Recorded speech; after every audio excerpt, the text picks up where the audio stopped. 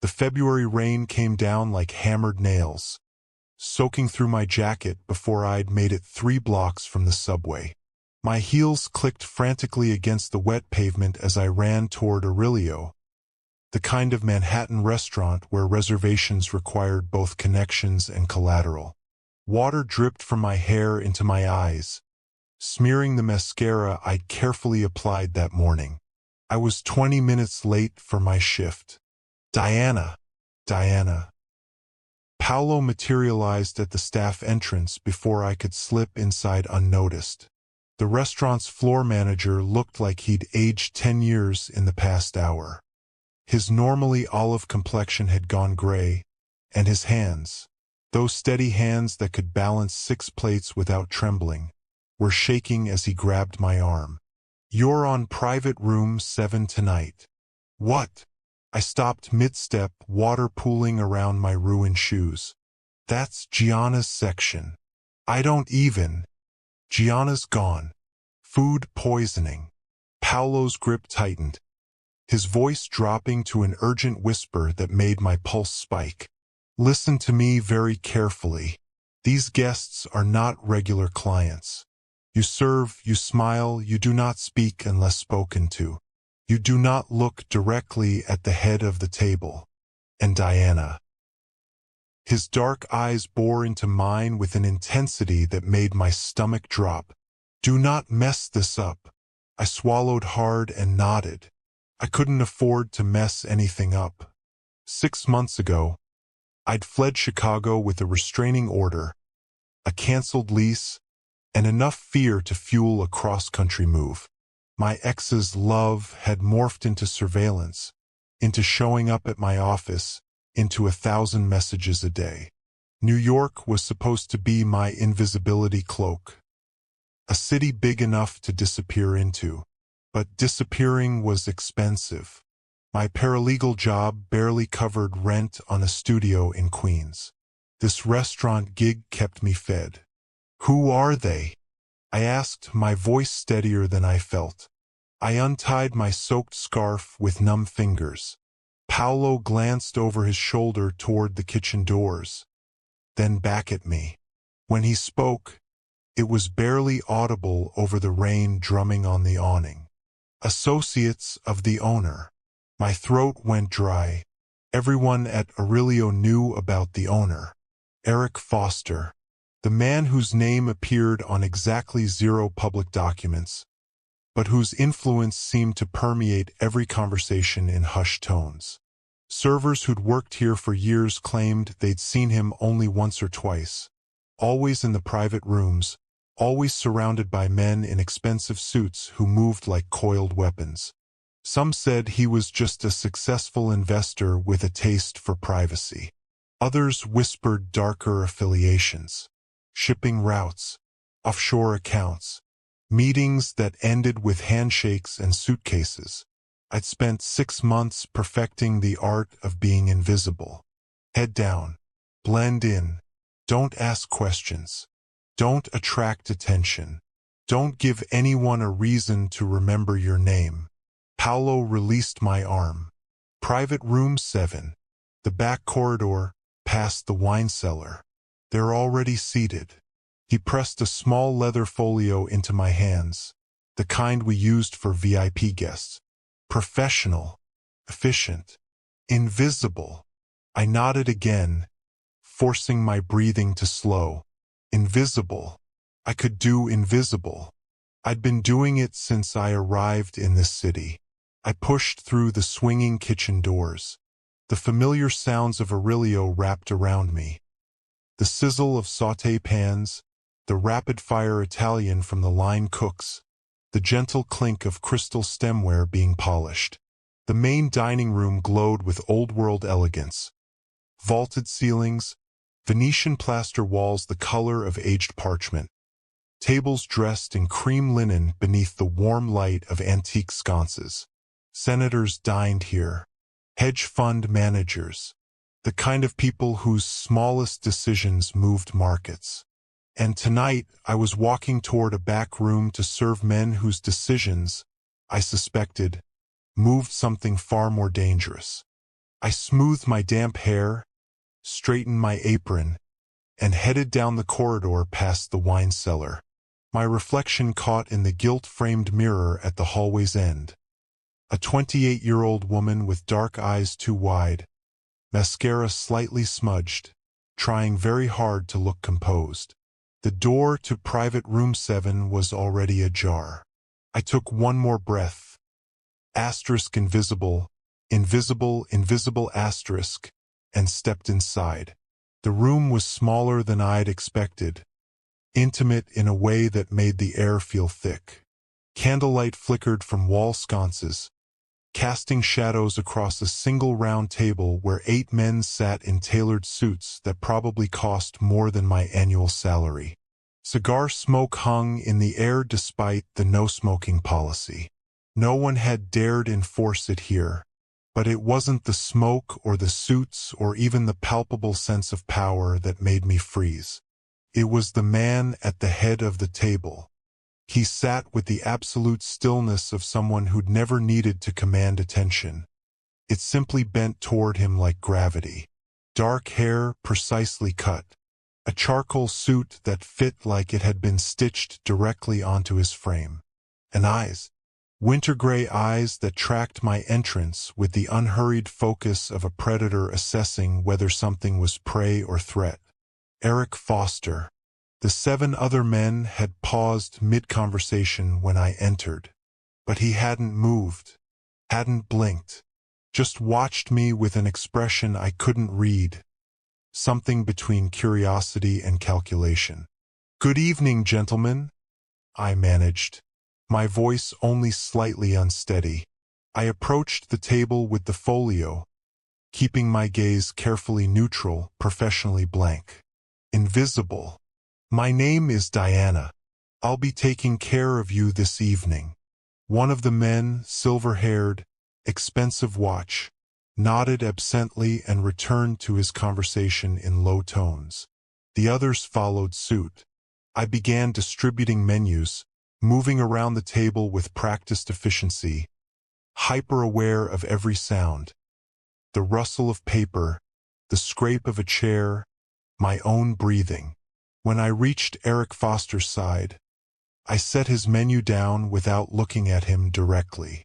Paolo's warning echoed. Do not look directly at the head of the table. Would you like to start with drinks? Or should I give you a few moments? I asked the table in general, my gaze fixed on a point somewhere above their heads. Whiskey, someone said. The Macallan 25. Sparkling water. The same whiskey. I noted each order, my pen moving across the pad in quick, neat strokes. When I reached Eric Foster, I paused, waiting. His voice, when it came, was quieter than I'd expected. Measured. A voice that didn't need volume to carry weight. Bourbon. Neat. I wrote it down, still not meeting his eyes, and turned to leave. I'd made it 3 steps toward the door when my phone buzzed in my apron pocket. No, not now, not here, but it kept buzzing. The distinctive pattern of an incoming call, not a text. My heart hammered. The only person who called me, actually called, not texted, was Marcus, my brother, and he only called when something was wrong. The buzzing felt deafening in the quiet room. One of the men glanced at me, irritated. I could feel Eric Foster's gaze on my back like a physical touch. "I'm so sorry," I stammered, fumbling for the phone. The screen lit up. St. Luke's Roosevelt Hospital. My blood turned to ice. Every instinct screamed at me to answer. Marcus. His leukemia. The experimental treatment he'd been waiting months to start. I'd specifically told the hospital staff to call me anytime, day or night, no matter where I was. But Paolo's voice echoed, "Do not mess this up." The phone buzzed again in my shaking hand. The men at the table had stopped talking entirely now, all eyes on me and my breach of protocol. "I apologize," I said again, my voice cracking slightly. I'll step outside. Answer it. The command came from Eric Foster. Not loud, not harsh, but absolute. I turned, finally meeting his gaze. Those winter-gray eyes held mine with an intensity that made my knees weak. He gestured toward the hallway with one elegant hand. Take your call. It wasn't a suggestion. I fled the room. The hallway was mercifully empty. Just polished marble floors and the muted glow of wall sconces stretching toward the wine cellar. My hands trembled as I swiped to answer. Pronto. The Italian came automatically, the language of my mother, of childhood summers in Calabria before everything fell apart. Che cosa è successo? Ms. Hansen. The nurse's voice was professional but strained. This is Maria Gonzalez from St. Luke's Roosevelt. I'm calling about your brother Marcus. My stomach plummeted. Is he okay? Did something happen with the pre-treatment screening? He's stable, but... She paused, and I could hear papers rustling. The oncology team reviewed his case this morning. The experimental trial he was approved for, his slot has been moved up. They need him to start next week instead of next month. Relief and panic hit simultaneously. Next week? That's good, right? It means we need the deposit by Friday. The full amount. $52,000. The words hit like a physical blow. I pressed my palm against the cool marble wall to steady myself. I thought insurance was covering. Insurance covers the standard treatment protocol. This is experimental.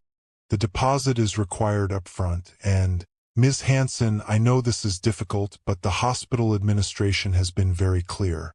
Without the deposit, we'll have to give the slot to another patient.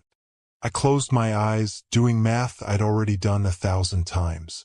My savings account had $3,200. The payment plan I'd arranged with the hospital covered the basics. But this?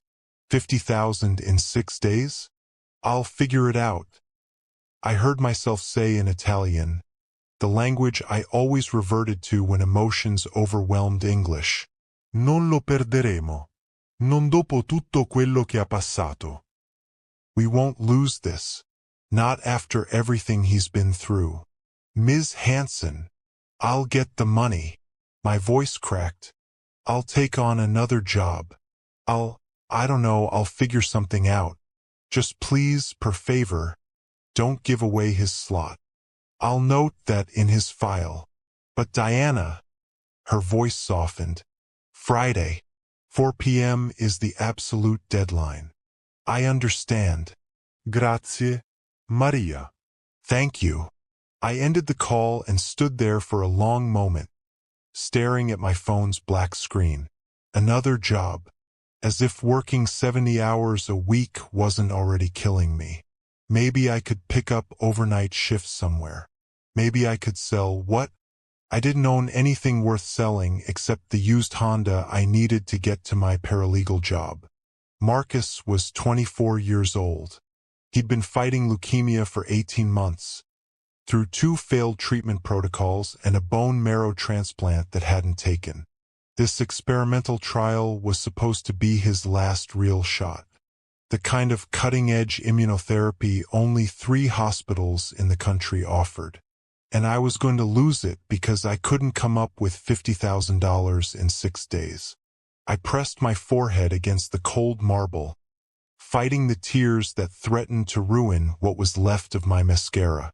Paolo was going to murder me for abandoning VIP Table 7. I'd probably get fired, which would make the financial impossibility even more impossible. Bad news. I spun around, my heart leaping into my throat. Eric Foster stood 10 feet away, one shoulder leaning against the corridor wall, hands in his pockets. He looked completely relaxed, but his gray eyes were sharp, assessing. How long had he been standing there? How much had he heard? "I'm so sorry," I stammered, switching back to English and straightening immediately. That was incredibly unprofessional. "I'll get your drinks right away." "You speak Italian." It wasn't a question. His voice carried that same quiet authority from the dining room, but there was something else beneath it now. Interest, maybe. Fluently, from the sound of it. My mind raced. Deny it? Deflect? But there was no point, he'd clearly heard enough. "My mother was from Calabria. I grew up bilingual." He studied me for a moment that stretched too long, his expression unreadable. Then he straightened, closing some of the distance between us with a few measured steps. Not threatening, but deliberate. Everything about this man seemed deliberate. "Your brother," he said quietly. "The hospital call. Experimental cancer treatment." Ice flooded my veins. He'd heard everything. Every desperate word in Italian about Marcus, about the money, about my complete inability to save the only family I had left. My voice failed. I wanted to disappear into the marble floor. Eric Foster tilted his head slightly, and for just a moment, something flickered across his features. Not pity. I didn't think this man did pity, but something calculating. Like he was solving an equation I couldn't see. $50,000 by Friday, he said. That's quite a problem. Couldn't breathe. Couldn't think. This was it, the moment I'd get fired for bringing personal drama into a VIP dinner. For speaking another language. For existing too loudly in a world where I was supposed to be invisible. But when Eric Foster spoke again, his words weren't what I expected. "Come back inside," he said, his tone almost gentle. "We'll discuss this after dinner." Then he turned and walked back toward Private Room 7, leaving me standing alone in the hallway with my heart pounding and absolutely no idea what had just happened. The black Mercedes idled at the curb outside my building at exactly 7 a.m. on Thursday morning, 3 days after the dinner that had turned my world sideways. I noticed it immediately because cars like that didn't park in Queens. Certainly not on my street where potholes outnumbered streetlights and the bodega on the corner had bars on its windows. I was heading out for my paralegal job, coffee in one hand, bag in the other, when the rear window rolled down. Ms. Hanson. The driver wore a dark suit and sunglasses despite the overcast sky. "Mr. Foster requests a moment of your time." My coffee nearly slipped from my grip. Since Tuesday night, I'd heard nothing. Not a word. I'd served out the rest of that dinner in a fog of confusion and dread. Brought their drinks, cleared their plates, presented the check that someone else paid. Eric Foster had barely looked at me again, and when the evening ended, he'd simply nodded once and left with his 7 silent companions. I'd convinced myself I'd imagined that conversation in the hallway, that I'd dreamed his cryptic promise to discuss this after dinner. But here was a Mercedes with tinted windows, and a driver who knew my name. "I have to get to work," I said, my voice steadier than I felt. "This won't take long." The driver stepped out and opened the rear door. Not a request. An inevitability. I slid inside. The interior smelled of leather and something expensive. Cologne, maybe, or whatever scent came with money I couldn't fathom. But Eric Foster wasn't there. Instead, on the seat beside me, sat a manila envelope. Thick, sealed with red wax that bore an embossed F. My hands shook as I broke the seal.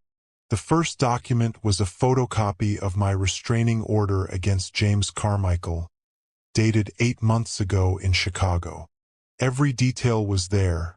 The police reports, the documented incidents, the court testimony I'd given with my voice barely above a whisper. Beneath that, my lease agreement for this apartment, my employment contract from the law firm, my tax returns, bank statements showing my pathetic savings balance. And then my breath caught Marcus's medical records, page after page, his diagnosis, his failed treatments, the experimental trial paperwork, the hospital's payment demand, everything.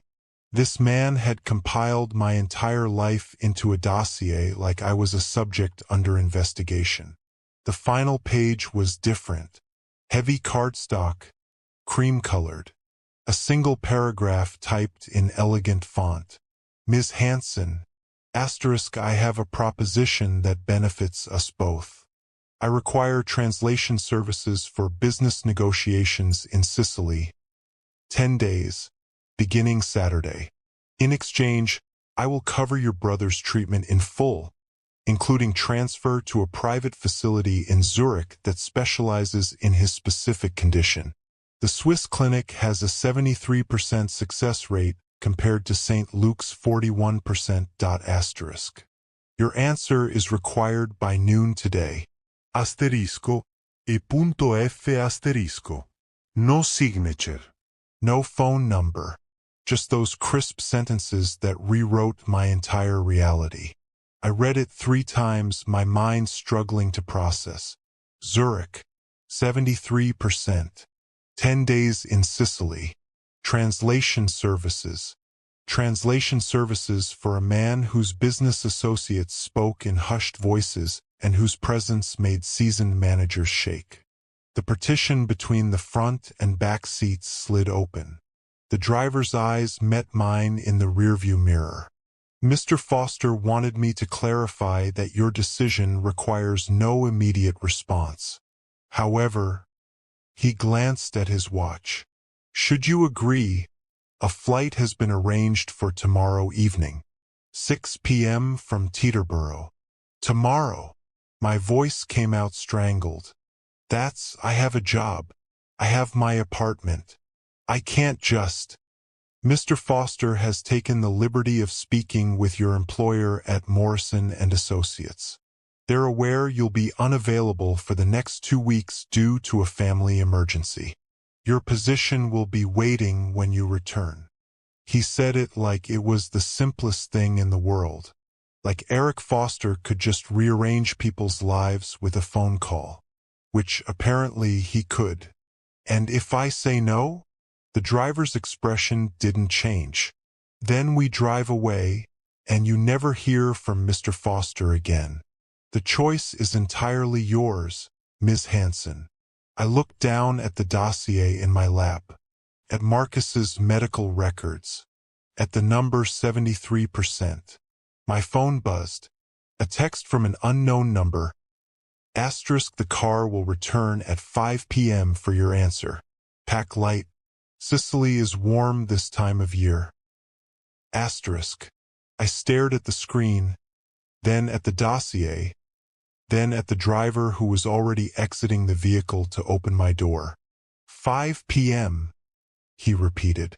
Mr. Foster values punctuality.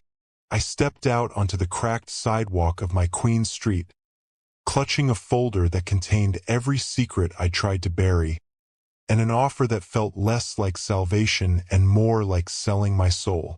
The Mercedes pulled away, leaving me standing there with cold coffee and a decision that would change everything. The private jet was nothing like the cramped commercial flights I'd taken exactly twice in my life. This was a different universe. Cream leather seats wide enough to sleep in, polished with trim that gleamed under recessed lighting, and a silence so complete I could hear my own heartbeat. Eric Foster sat across from me, separated by a table of burled walnut. He'd barely looked up when I boarded at Teterboro, just gestured to the seat and returned to the document he was reading. We'd been airborne for 20 minutes, and he still hadn't spoken. I kept my hands folded in my lap, hyper-aware of every sound I made. The rustle of my jeans against leather. My breathing. The attendant had offered champagne, sparkling water, anything I wanted, and I'd asked for water just to have something to hold. Finally, Eric set down his papers and looked at me. Really looked, with those winter-gray eyes that seemed to catalog every detail. "You're wondering why you're here." It wasn't a question, but I nodded anyway. 3 Sicilian families control shipping routes from Palermo to North Africa, he said, his voice quiet but clear over the jet's engines. The Vitellis, the Castellanos, and the Russos. For 30 years, they've operated independently. Competition, territorial disputes, the occasional bloodshed. "I'm proposing a merger." I blinked. "A merger? Like a business?" "Exactly like a business." He leaned back, and something in his posture shifted. Less formal, more dangerous. "Consolidation means legitimacy.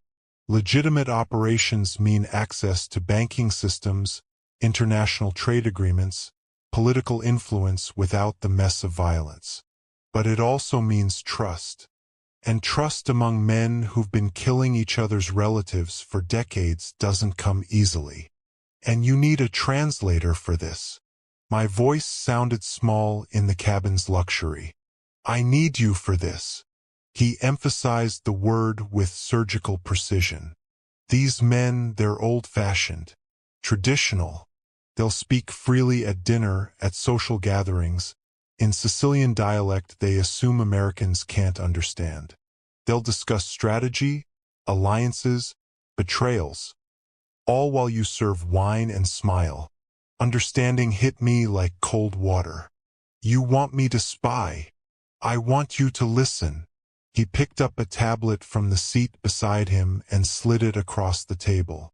On the screen was a photograph of 3 older men in expensive suits, standing outside what looked like a villa. "Marco Vitelli is the problem. He wants this merger to fail. He profits from chaos. If he can fracture the negotiations, embarrass me in front of the other families, he maintains his power." I stared at the photo. Vitelli had silver hair and hard eyes that reminded me uncomfortably of James, my ex. That same look that said he saw people as objects to be used.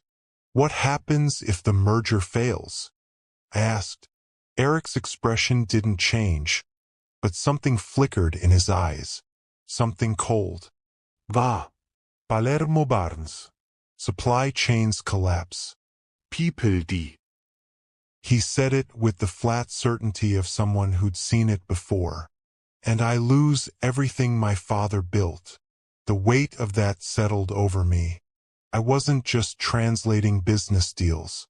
I was standing between peace and bloodshed. "Why me?" The question came out before I could stop it. "You could hire professional interpreters. People with security clearances, experience with—" I gestured vaguely. "Whatever this is." "Professional interpreters are known quantities," Eric said. "They're expected. You—" He tilted his head slightly, studying me with that unnerving focus. "You're a waitress. A woman. To men like Vitelli, you're decorative. Invisible. They'll never suspect you understand every word they're saying." Invisible. That word again.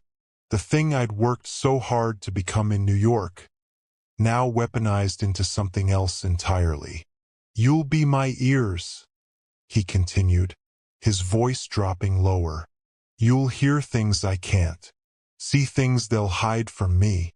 And in exchange, Marcus gets the best oncologist in Europe, a private room overlooking Lake Zurich, and a 73% chance of survival instead of dying in a New York hospital bed." He didn't say it cruelly, just factually, the way you'd present any business transaction. 20 years, Lucas spat, his composure finally cracking. 20 years I've served you, built your empire. And for what? To live in your father's shadow. "You killed my father," Eric said quietly, and the words carried more menace than any shout. "Did you think I didn't know? That I couldn't see the patterns?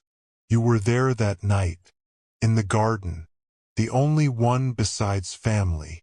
He was weak, sentimental. Luca's face twisted with rage. He would have legitimized operations, made us vulnerable. Vitelli offered me partnership, real power, and now Vitelli will spend the next 20 years in prison for corruption charges that even his political connections can't erase. Eric nodded to his men. Take him to the police boat. Make sure they understand he's to be processed with Vitelli's people. I'm sure they'll have much to discuss. As Luca was dragged away, still shouting threats and justifications, Eric turned to me, extended his hand. Time to go. The helicopter had lowered a ladder. One of the speedboats pulled alongside, and Eric's team began transferring to it with military efficiency.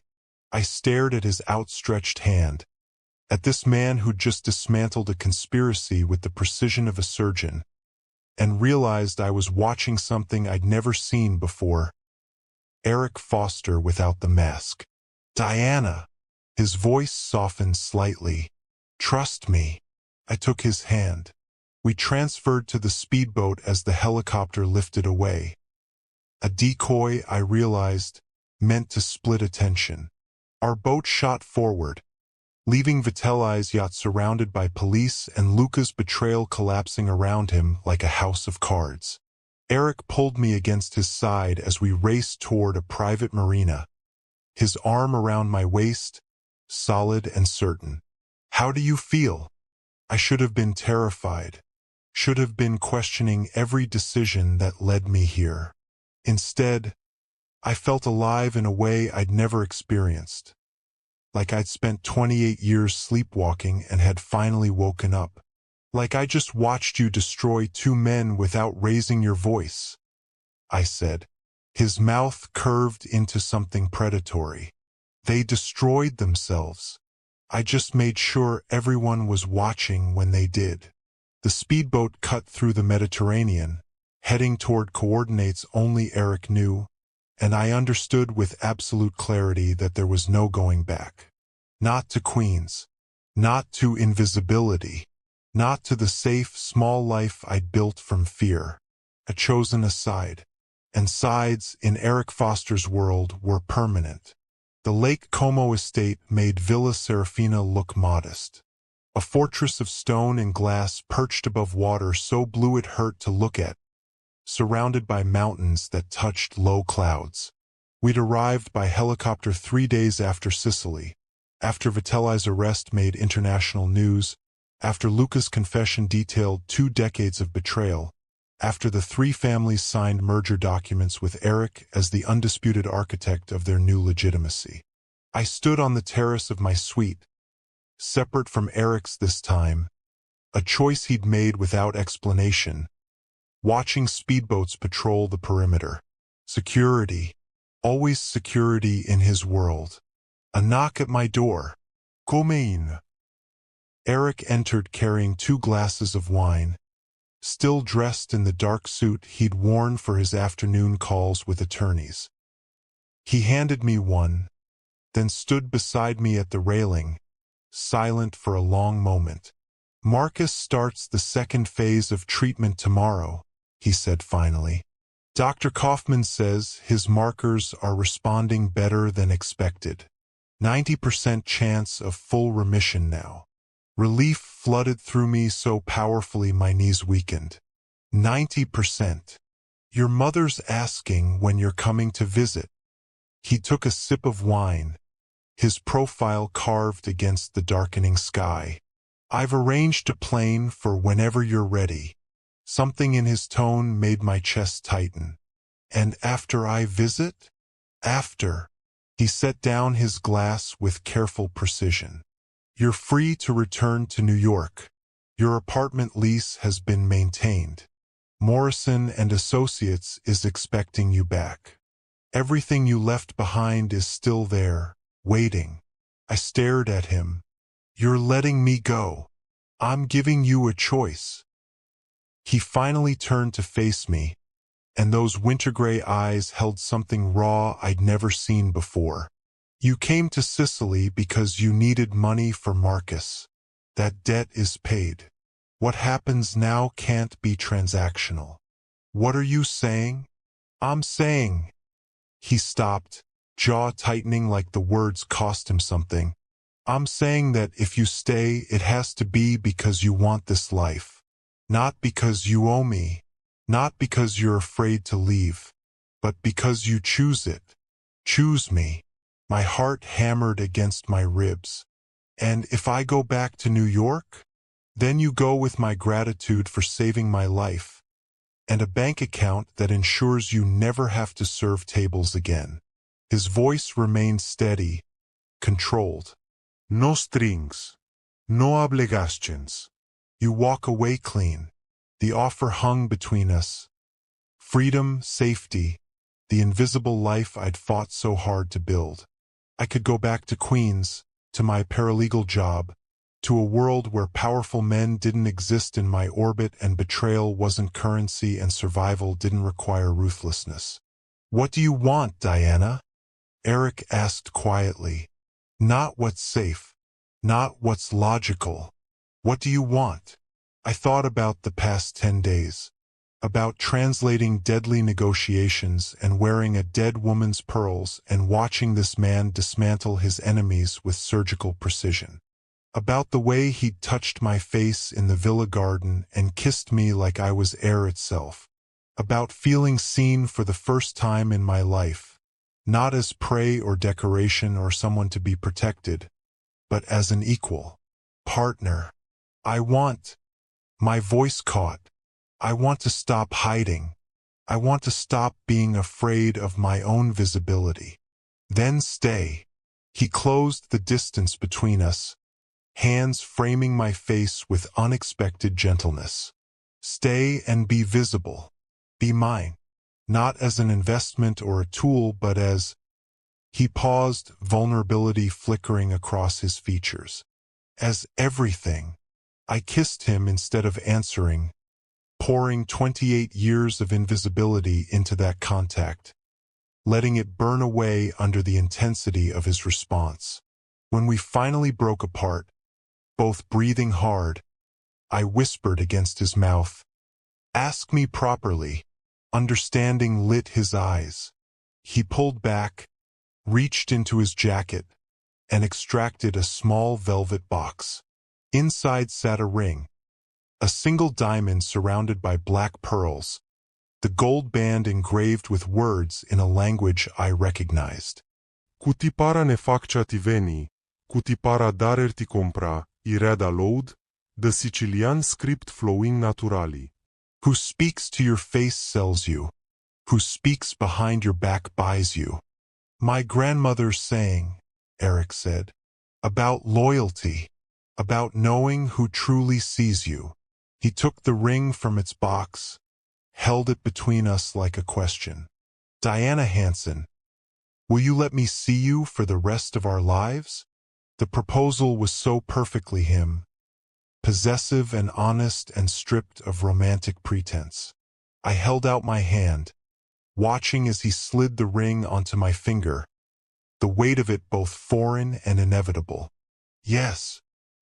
6 months later, the conference room in Geneva overlooked the lake, all glass and chrome and the kind of quiet money that didn't need to announce itself. I sat at Eric's right hand, diamond wedding band catching light as I translated the German banker's concerns into English, then Eric's response back into flawless German.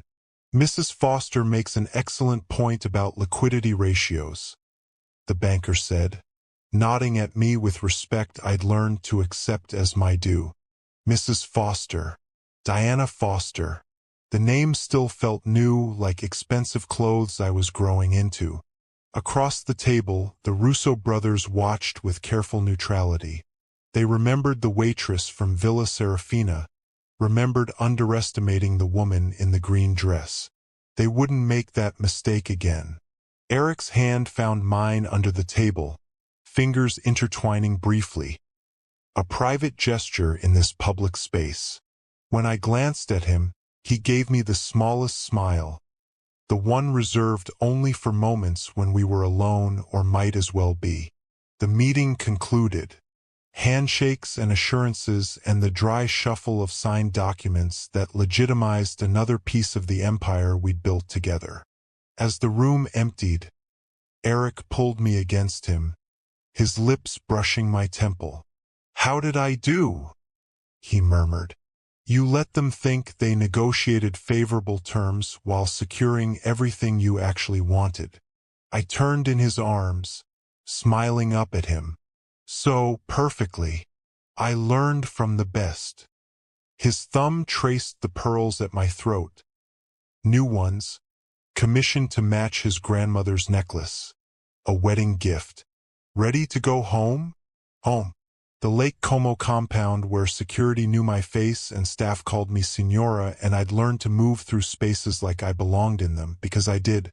"Actually," I said, pulling out my phone, "Dr. Kaufman sent Marcus's latest scans. Full remission. Officially." Eric's face transformed, genuine joy breaking through the careful control. "Diana, I know." Tears pricked my eyes even as I smiled. "We should call him. And my mother. They're expecting us next week for." He kissed me, swallowing the rest of my words, and I kissed him back with the certainty of someone who'd stopped running toward safety and instead ran straight into the arms of the most dangerous man I'd ever known. When we finally pulled apart, Eric kept his forehead pressed to mine, voice rough with emotion. "Thank you." "For what?" "For answering that call in Italian." His hands cupped my face. "For choosing visibility. For choosing me." I thought about the terrified woman who'd stood in that hallway at Aurelio, soaked through and 20 minutes late, believing her biggest problem was keeping a job. She felt like someone from another lifetime, a ghost I'd shed like old skin.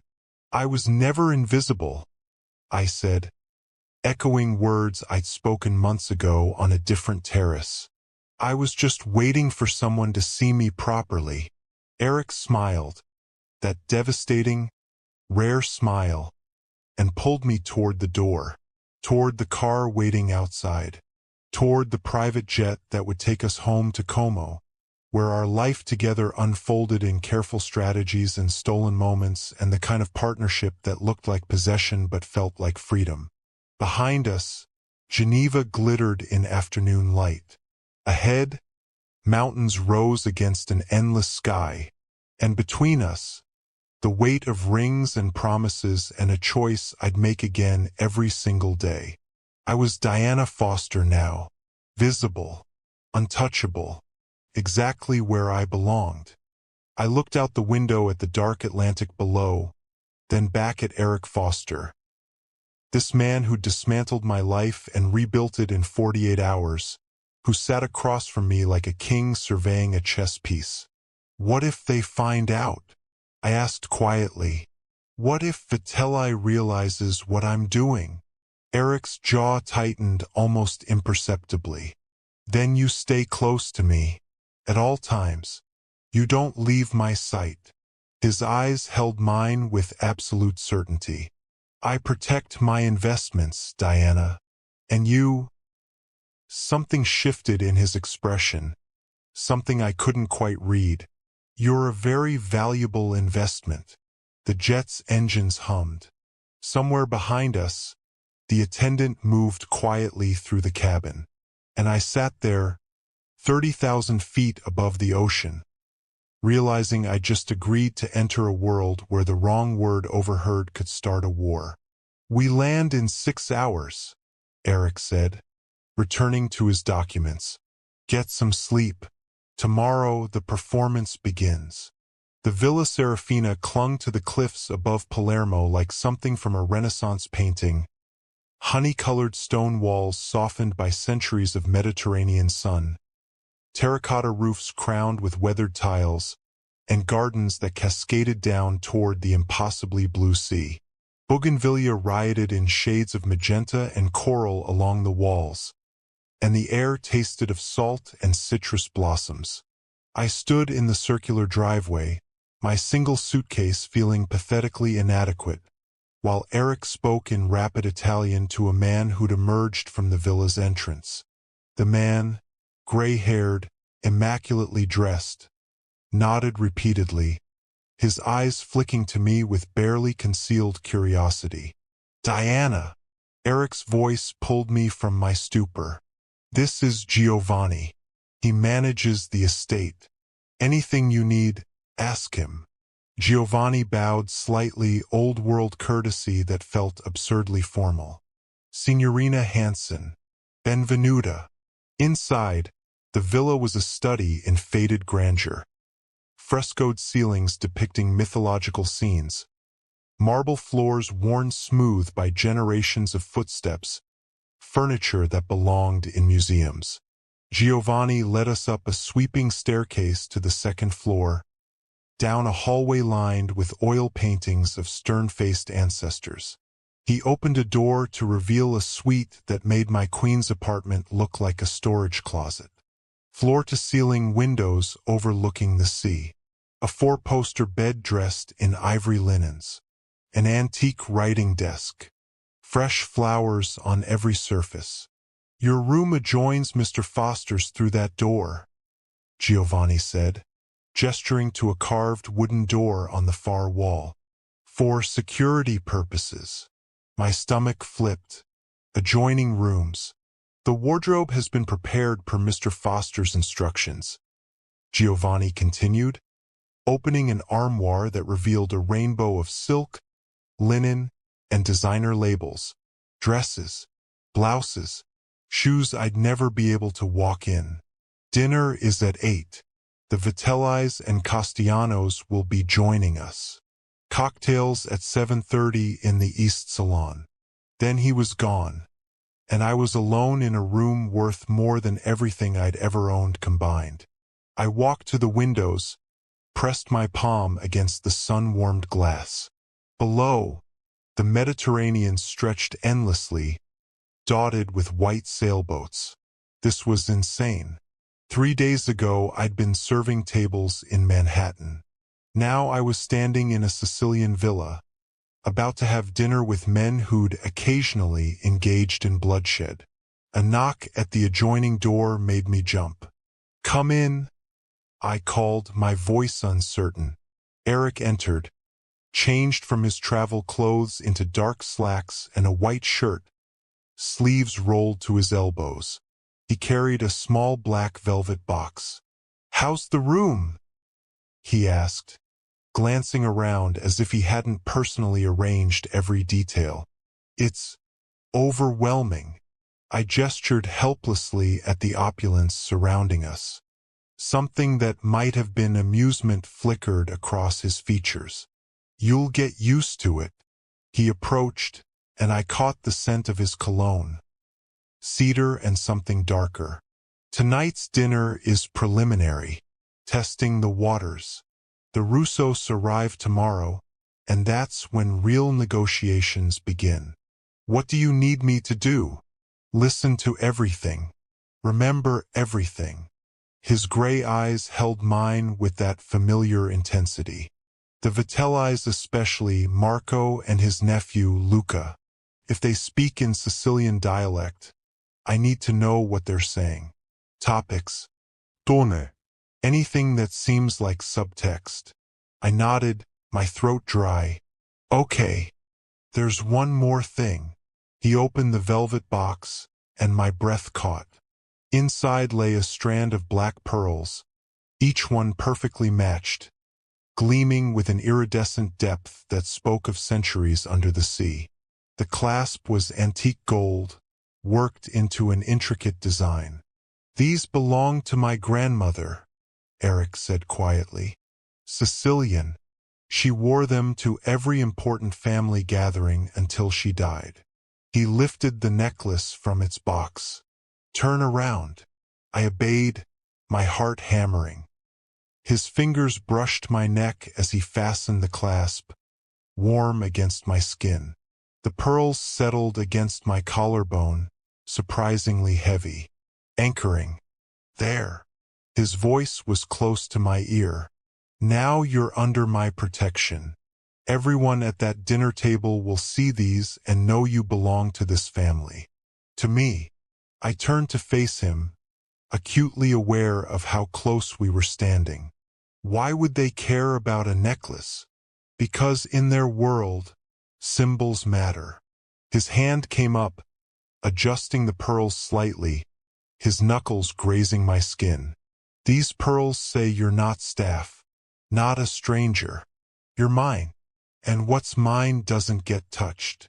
The possessiveness in those words should have terrified me. Instead, something else entirely unfurled in my chest. Something warm and dangerous. Thank you, I whispered. Eric's eyes searched my face for a long moment, and I could have sworn his gaze dropped to my lips. Then he stepped back, the professional mask sliding into place. Wear the green dress. 7:30.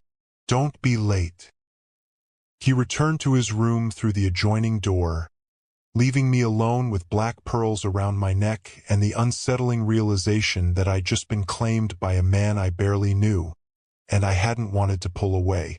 I was standing on the terrace outside my room the next morning, coffee in hand, watching fishing boats at the harbor below, when my phone rang. An international number I didn't recognize. Hello, Diana, my mother's voice, breathless and trembling. Oh my God, Diana, where are you? What's happening? Ice flooded my veins. Mom, what's wrong? Is Marcus? He's fine, better than fine. Diana, we're in Switzerland. Her words tumbled over each other. Zurich. They came yesterday, these people in suits. Said there'd been a mistake with Marcus's paperwork, that he'd been accepted to some trial here. They had a private plane. Medical staff. Everything happened so fast I barely. Wait. I gripped the terrace railing. Switzerland? Mom, I don't understand. What trial? The Bergman Clinic. Diana, you should see this place. It's like a resort. Marcus has his own room overlooking the lake. They started treatment this morning. The doctor, Dr. Kaufman, she's supposed to be the best in Europe for his type of... Her voice cracked. How did you do this? The cost alone must be... The adjoining door opened behind me. I turned to find Eric standing there, dressed for the day in charcoal slacks and a crisp white shirt, watching me with that unreadable expression. Mom, I said carefully. My eyes locked on Eric's. Can I call you back in a few minutes? Of course, but Diana, thank you. I don't know how you managed this, but... She was crying now. You saved his life. The call ended. I stood there, phone trembling in my hand, staring at the man who'd apparently moved my family across an ocean without telling me. You had no right, I said, my voice shaking with something between fury and disbelief. I had every right. Eric stepped onto the terrace, closing the distance between us. We had an agreement. Marcus gets treatment. I didn't specify the timeline. You should have told me. You should have. I pressed my palm to my forehead, trying to process. My mother said yesterday, you did this before we even left New York. The Bergman Clinic had an opening. Dr. Kaufman reviewed Marcus's case and agreed to take him immediately. He said it like he was discussing a dinner reservation, not appending my entire family's life. Waiting would have been inefficient. Inefficient. I laughed, a sharp sound with no humor in it. You relocated my dying brother to another country without asking me, and you're calling it efficient? Your brother is receiving treatment from the world's leading immunotherapy specialist, instead of dying on a waitlist in New York. His voice remained maddeningly calm. Yes, I call that efficient. I wanted to scream at him, wanted to throw my coffee cup off the terrace and watch it shatter on the rocks below. But my mother's voice echoed in my head. Asterisk better than fine. You saved his life. Asterisk. Why? I asked finally, quietly. Why go to all this trouble? You could have just paid for the trial in New York. You didn't need to, because you needed it. Eric moved closer, and I caught that cedar scent again, mixing with the salt air. And because I don't make investments I don't intend to protect. I'm not an investment. I'm a person. You're both. His gray eyes held mine with absolute certainty. You're providing a service worth far more than medical bills and plane tickets. But more than that.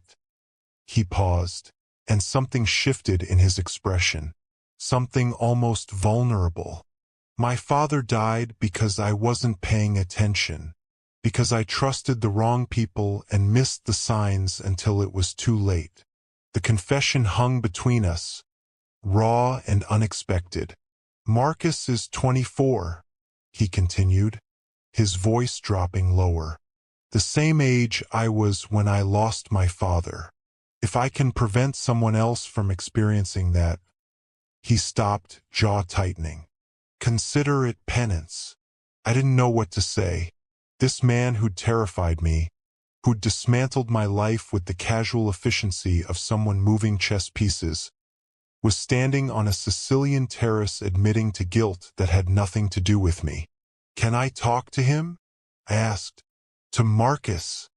Eric pulled out his phone, tapped a few times, then handed it to me. Video call. Already connected. The screen showed a hospital room flooded with natural light, nothing like the sterile fluorescent hell of St. Luke's. And there, sitting up in bed with color in his cheeks I hadn't seen in months, was my little brother. D. Marcus's face broke into a grin. Holy shit. Where are you? Mom said you're in Europe? What's language? I said automatically, tears blurring my vision. But I was smiling. God. I was smiling so hard my face hurt. How are you feeling?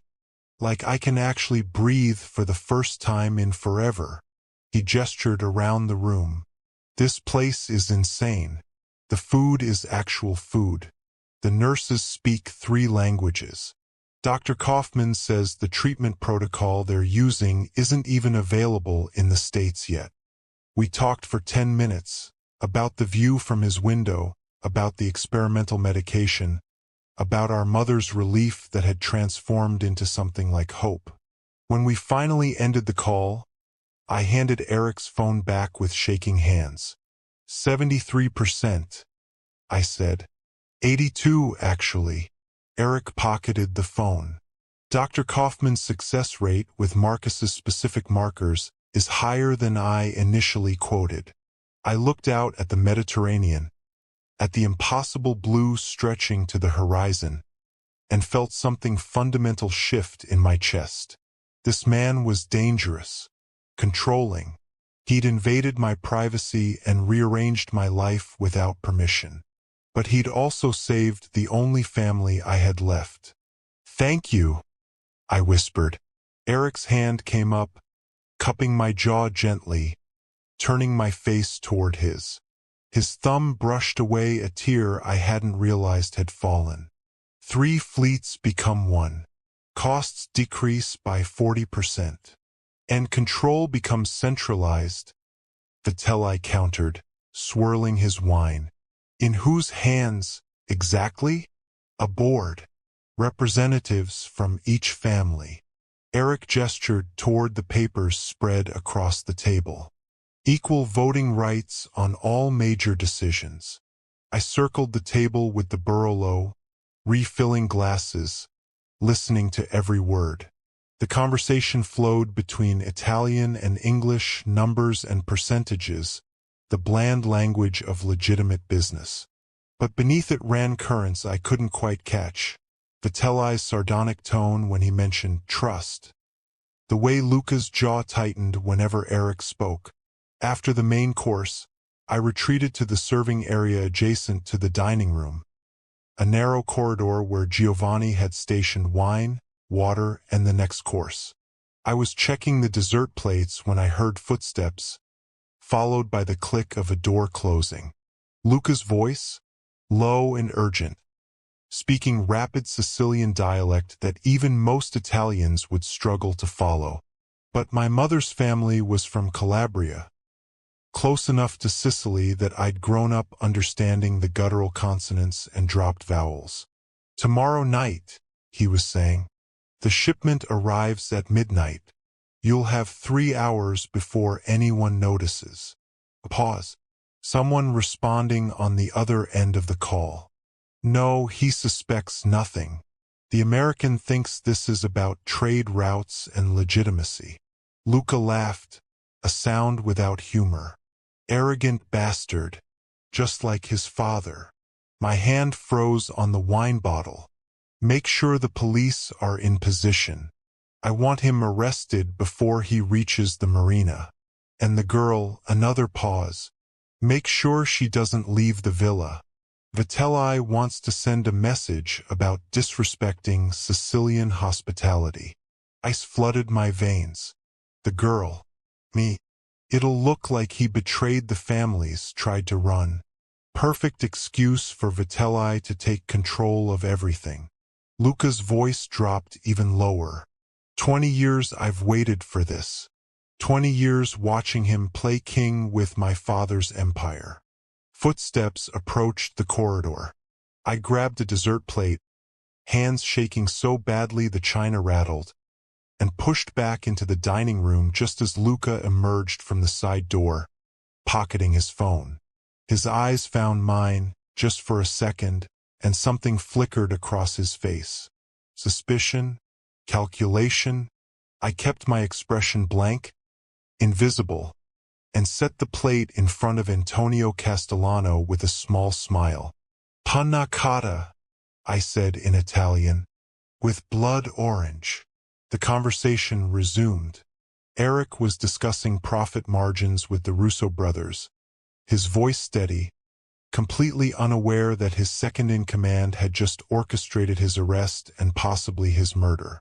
I made 2 more trips to the serving corridor, refilling wine glasses, clearing plates.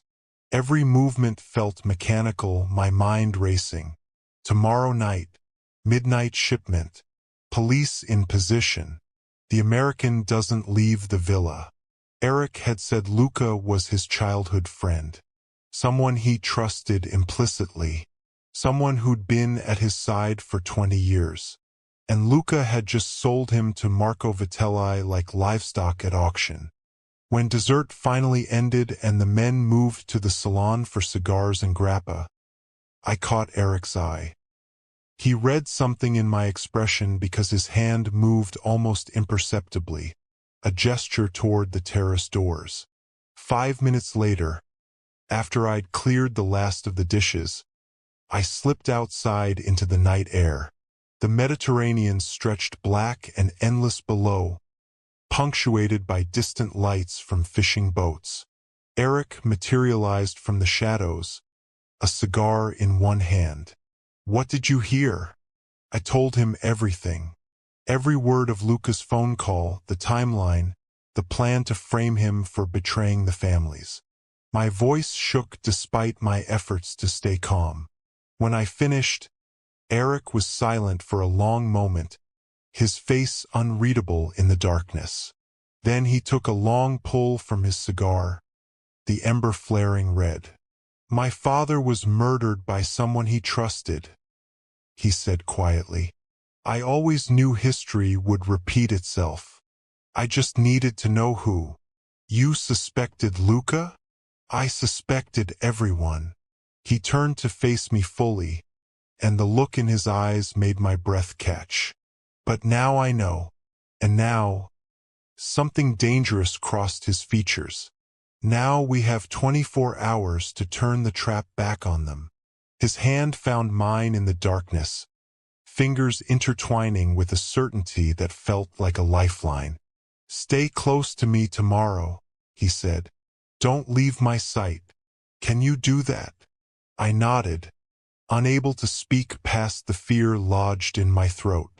"Good girl," Eric murmured, and pulled me closer against the Sicilian night. Couldn't sleep. The black pearls lay in their velvet box on my nightstand, and every time I closed my eyes I saw Luca's face in that corridor. Heard his voice saying make sure she doesn't leave the villa. At 11:30 I gave up, pulled on a robe over my nightgown, and stepped onto the terrace. The villa's gardens stretched below in silver moonlight, stone pathways winding between olive trees and lavender beds, ending at a wrought iron gate that opened to the cliff walk. And there, standing at the edge where land met empty air, was Eric. He'd shed his jacket and tie, white shirt unbuttoned at the collar, sleeves rolled up. A cigarette burned between his fingers. I hadn't known he smoked. He looked like a man standing vigil over something only he could see. I descended the stone steps to the garden, my bare feet silent on sun-warmed flagstones. He didn't turn when I approached, but his voice cut through the night. "You should be sleeping. So should you. I don't sleep well in Sicily." He took a drag, exhaled smoke that dissolved into darkness. "Too many ghosts." I stopped a few feet away, close enough to catch the scent of tobacco and cedar. "Eric, about tomorrow." "I know." He finally turned to face me, and the moonlight carved shadows beneath his eyes, across his jaw. "I heard every word you told me on the terrace. Then why are you out here alone? Why aren't you, I don't know, calling backup? Changing plans? Luca is going to do exactly what I've been waiting 20 years for him to do." His voice was soft, lethal. "Reveal himself." I stared at him. "You knew? You knew he was the traitor?" "I suspected, along with a dozen others." He dropped the cigarette, crushed it beneath his shoe. "My father died in this villa, Diana. Shot in the garden by someone he'd known since childhood. Someone who'd sat at our table, shared our wine, called him brother." The words came out flat, stripped of emotion. I was 24, in New York, closing a deal, completely unaware that his most trusted associate had sold him to the Vitellis for control of the shipping routes. My throat tightened. "Eric." I rebuilt everything he'd built.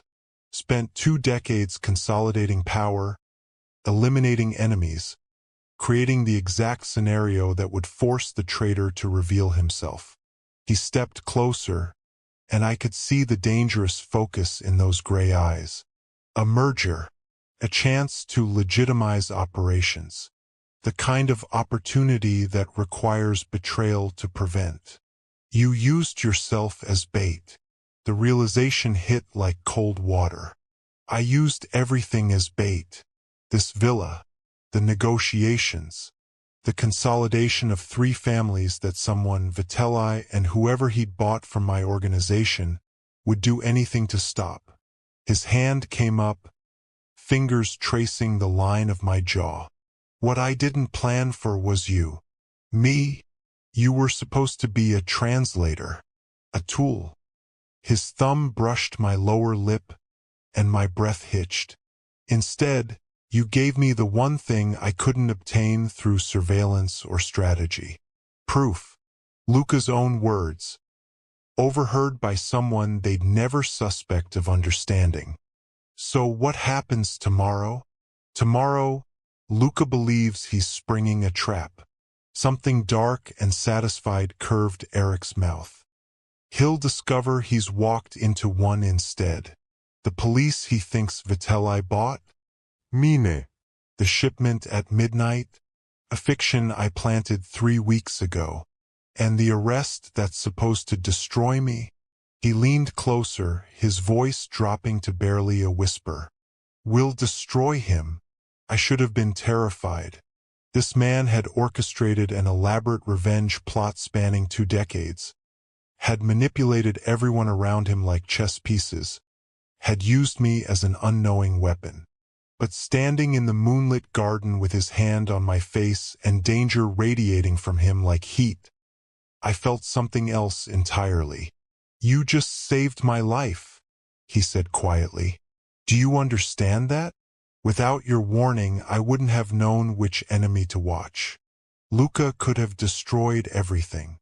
I just told you what I heard. You did more than that." His other hand found my waist, pulling me against him. "You chose a side." "Mine." My palms pressed against his chest, feeling his heartbeat through the thin shirt. Maybe I chose Marcus's side.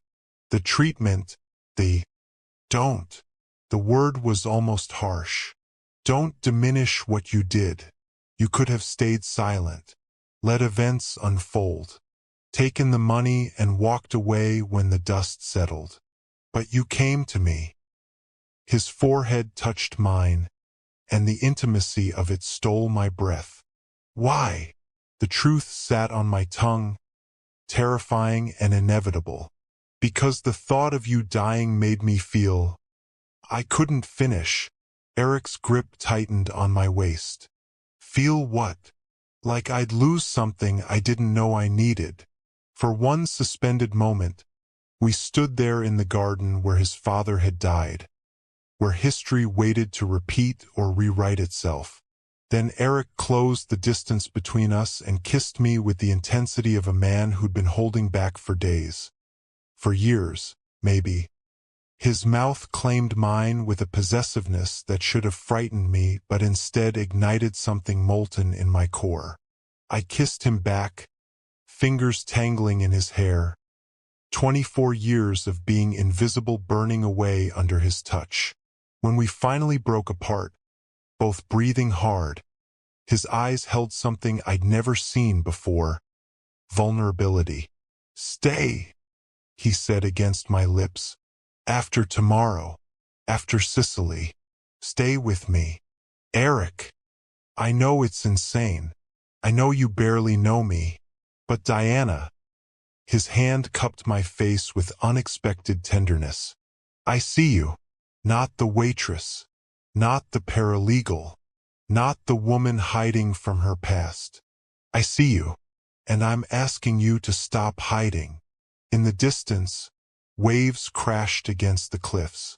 Above us, the villa's windows glowed with warm light. And between us, something irreversible had shifted. "Ask me again after tomorrow," I whispered. "After we survive whatever's coming." Eric smiled. A real smile, devastating in its rarity. "Deal." He kissed me once more, softer this time, then walked me back to the villa with his hand in mine. At my door he paused. "Lock this. Don't open it for anyone but me." The dangerous edge had returned to his voice. "Tomorrow we finish what my father started." Then he was gone, and I was alone with bruised lips and the certainty that I'd just crossed a line I could never uncross. The yacht was a floating palace, 60 feet of polished teak and chrome, cutting through turquoise water toward the coordinates Luca had provided that morning. "Diana, you'll join us," Eric had said at breakfast, his hand resting possessively on the small of my back where the others could see. "We're finalizing terms with Vitelli's representatives. Your presence sends a message about family unity." Now I stood on the upper deck in a white linen dress, black pearls at my throat, watching Palermo shrink behind us. Eric stood at the bow with Marco Vitelli and 2 of his men, discussing shipping percentages and territorial divisions. Luca remained near the helm, checking his phone every 30 seconds with barely concealed tension. He thought this was it. The moment Eric would be arrested, humiliated, destroyed. I caught Eric's eye across the deck. He gave me the slightest nod, then returned his attention to Vitelli, who was gesturing expansively about new opportunities for collaboration. That's when I saw them. 3 boats approaching from the north, moving fast. White hulls with blue stripes. Asterisco Polizia di Stato, asterisco. Luca saw them too. His face split into a grin he tried to hide behind his hand. Eric, Vitelli said, his voice carrying false concern. It seems we have company. The police boats formed a triangle around us, sirens wailing. A voice boomed through a loudspeaker in Italian. This is the state police. Cut your engines. Prepare to be boarded. We have a warrant for the arrest of Eric Foster on charges of money laundering and racketeering. My heart hammered against my ribs. Eric stood perfectly still, watching the boats approach with an expression of mild interest, like he was observing weather patterns rather than his own arrest. Such a shame, Vitelli said, not bothering to hide his satisfaction now. I had hoped our negotiations would conclude more productively. Oh, they will. Eric's voice was calm, almost pleasant. He pulled out his phone, typed something, then slipped it back into his pocket. Just not the way you anticipated.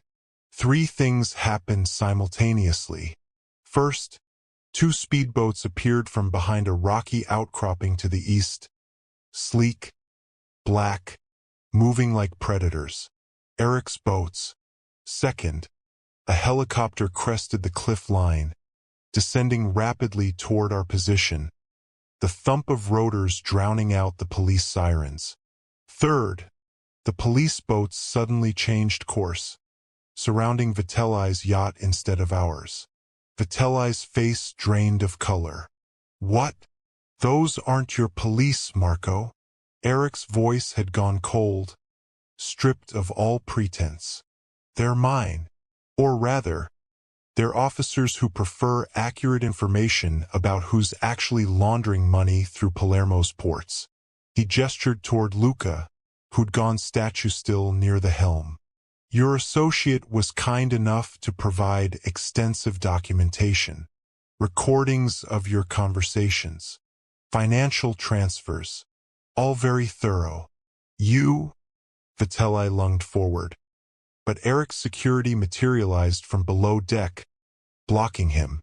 Luca made one critical mistake, Eric continued, walking toward his second-in-command with measured steps. He assumed I trusted him, but I haven't trusted anyone since my father's murder.